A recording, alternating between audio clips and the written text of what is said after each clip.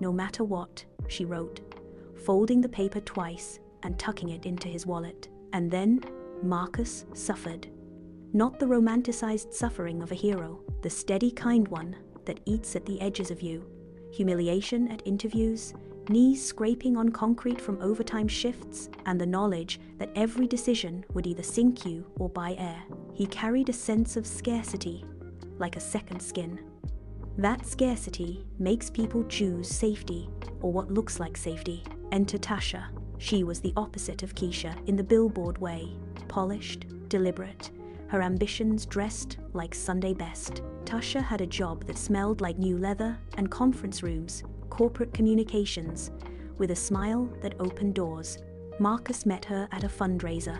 She laughed in a way that made people feel like accomplices, and she had her own car and her own apartment and no visible cracks. When she said, "We'll build," people around them leaned in like she was offering cake.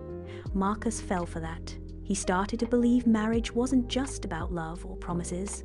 It could be a ladder out of a trap. Tasha offered structure, introductions to people who could give him a shot at a stable job, a way to stop counting his life in rent checks. The very things Keisha and Marcus had vowed to survive together were the same things Marcus now thought could be fixed with a different partner. Here is the thing about promises. You can make them when you are certain, and you can make them when you are desperate. One sticks to your skin more stubbornly than the other. Marcus told himself he was being practical. He told Keisha gently once, or so he said. Keisha's version was different. She said Marcus stopped answering for weeks, that he missed her birthday, that he let the little paper vow fade in his wallet like a receipt. She watched him with someone else in a way that made the world smaller and meaner. We are living in a time when everything is loud and everything travels fast. Phones amplify heartbreak with screenshots, followings, and whispers. Word got loose 2 months before the wedding Tasha and Marcus were engaged.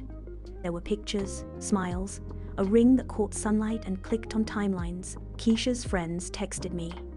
I watched it unfold in the quiet corners of the barbershop, where older men nodded like judges. Some said Marcus had upgraded. Some said he'd made a choice. Keisha, quiet as a church bell, swallowed it. Then there was the wedding itself. You have to picture the day. Late and hazy August.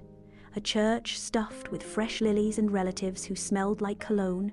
A reception hall that tried too hard to shine. Tasha wore a gown that could have been pinned from a magazine. Marcus looked like a man who had practiced joy in a mirror. The pastor beamed. There were videos on social media